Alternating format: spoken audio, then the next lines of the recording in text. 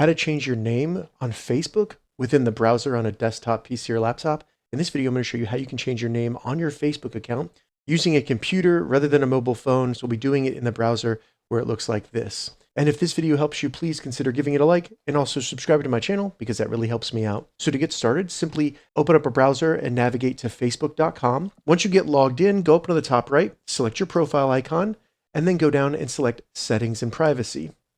Once in there, select Settings. Now, once we're in Settings and Privacy, in this left menu here, find and select Account Center.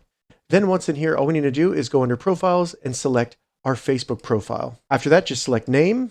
And then in here, we can edit the name. We can either change our last name, first name, or middle name. Keep in mind, you can only change your name every 60 days. So you would simply make the change, then select Review Change, and then it will give you an option for choosing how your name will be displayed on your profile, and then select Done. After that, it'll reload Facebook where you see the new name change. And now when I go back to my account and I can go to my profile, you can see that the name has been updated accordingly. If this video helped you, give it a thumbs up and please consider subscribing to my channel.